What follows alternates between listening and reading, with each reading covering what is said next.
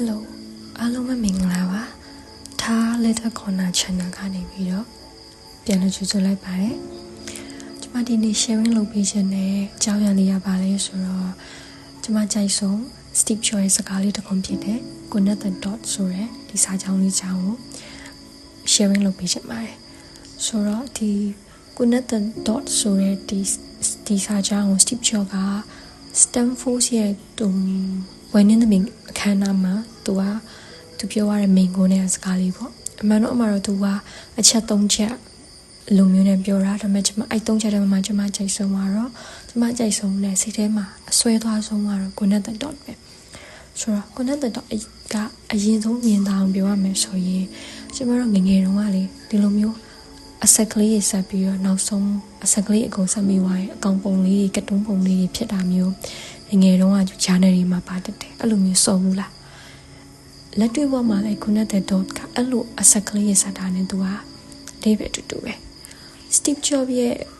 သူ့ရဲ့ဖြစ်ရကကြဘယ်လိုမျိုးလဲဆိုတော့သူတက္ကသိုလ်ကနေသူထွက်ပြီးတော့ calligraphy class ကိုသူ join တယ်အဲ calligraphy class ကကြတော့လက်ရေးလာပေါ့အင်္ဂလိပ်လက်ရေးလာတဲ့ပုံမျိုးပေါ့အမှသူတင်တယ်ဒါပေမဲ့သူအဲ့ class ကိုသူ join လိုက်ပြီမယ်ဒါကြီးကတစ်ချိန်ကျရင်ဘယ်လိုသုံးမှာလဲဒါမှမဟုတ်သူဘယ်လို apply လုပ်မလဲဆိုတာသူစီမှာဘာမှအတွေ့မရှိဘူးသူစိတ်ထဲမှာဒါကငါသုံးဝင်တဲ့အတန်းကတက်နေပါလားဆိုတဲ့အထီတောင်သူစိတ်ထဲမှာတွေးမိတယ်ဒါပေမဲ့သူနောက်တော့ Apple စထုတ်တဲ့ Mac computer စထုတ်တဲ့အချိန်မှာအဲ့ဒီ calligraphy class ကနေသူသင်လာတဲ့လေရေးလာအဒီကိုသူအသုံးချပြီးတော့ကျမတို့ကို MacBook တွေ Apple တို့မှာသုံးနေတဲ့ formula လေးဖြစ်လာတယ်အဲ့တော့သူကပြောတာအကေးဒါသူကြောင်းမထွက်ခဲ့ဘူးဆိုရင်အကေးဒါ calligraphy class ကိုသူမတက်ခဲ့ဘူးဆိုလို့ရှိရင်ကျမတို့ဒီ MacBook တွေ Apple တွေမှာဒီလို formula လေးဖြစ်လာမှာမဟုတ်ဘူးဆိုပြီးတော့သူကပြောတယ်မြတ်သူကအဲ့ဒီ calligraphy class ကိုတက်တာတဲ့သူရဲ့ Connect the Dot ပဲ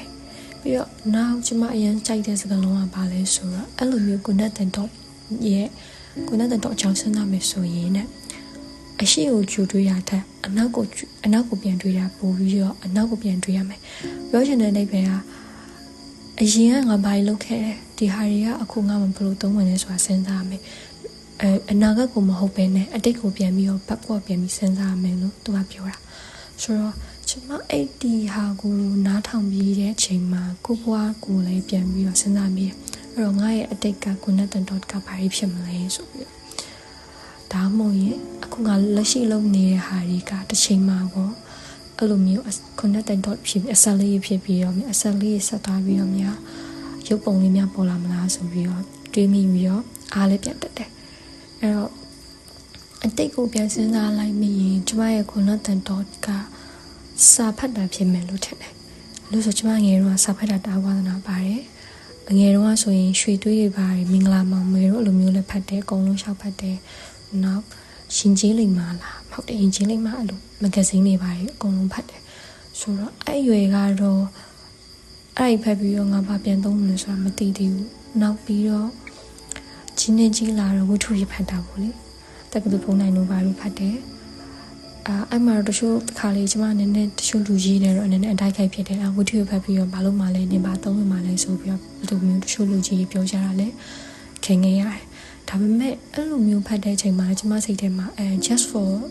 entertainment ပဲငါဒါ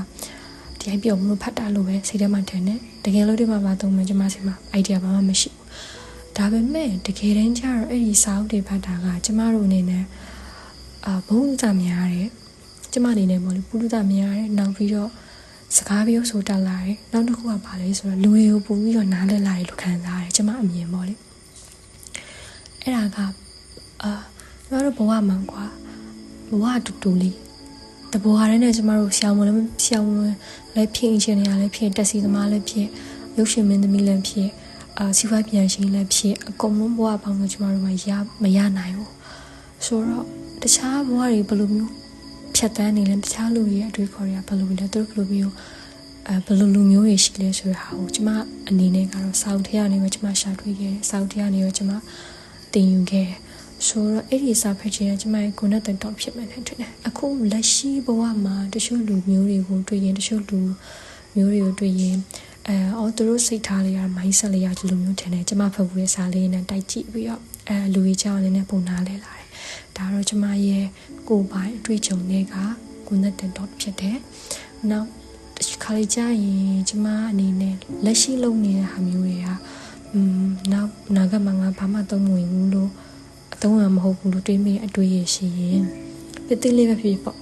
လာဥပမာဟို English story လေးဖတ်တာမျိုးပြီး English စာအုပ်လေးဖတ်တာမျိုးဖြစ်ဒါလည်းလက်တွေ့မှာငါဓာကြီးဖတ်နေလို့ငါ English စာရောဝုန်းတိုင်းဆိုပြီးတိုးတက်လာမှာလားမဟုတ်ဘူးဒါတို့တော့လဲရှင်းပြနေအစကလေးဒီတော့လေးဆက်သွားတဲ့ခါကျရင်ကျမတို့အနေနဲ့ future မှာစာတော်လာနိုင်တယ် future မှာသုံးနိုင်တဲ့ဟာမျိုးရှင်းနိုင်တယ်ကျမတို့အဲ့လိုမျိုးတွေးမိပြီးတော့ခါလေးချိုင်းအားပြန်တက်တယ်ခါလေးချိုင်းလည်းကိုအားပေးရပေါ့လေဒီစကားလေးကိုပြန်ပြီးတော့စဉ်းစားမိတယ်အဲ့တော့အခုနားထောင်နေတဲ့လူတွေရောဘဝမှာကိုနဲ့တန်တော့ဒီရှိဘူးလားအတိတ်မှာရှိဘူးလားအဲ့ဒါပြန်စဉ်းစားကြည့်ပါလို့ဆိုရင်အားတက်လာမယ်နောက်လက်ရှိ loss ဖြစ်တယ်လို့လမ်းပြောင်းနေတယ်လို့ထင်တဲ့အခါကျရင်လည်းအဲ့လိုလေးပဲစဉ်းစားလိုက်။ဒါတွေကအနာဂတ်မှာတော့လေးဆက်ပြီးတော့အခုသုံးဝင်လာမယ်လို့ပြန်တွေးကြည့်လိုက်ပါ။အဲ့လိုဆိုရင်အားလိုက်တတ်မယ်။အခုအသုံးဝင်လာတယ်လို့ဖြစ်သွားမယ်လို့ကျွန်မအနေနဲ့ထင်ပါတယ်။အဆုံးထိနားထောင်ပြီးရတဲ့ကျေးဇူးတင်ပါတယ်အားလုံးပဲပုံမကောင်းမွန်တဲ့နေ့ရက်တဲ့အနာဂတ်တွေကိုပိုင်ဆိုင်နိုင်ကြပါစေ။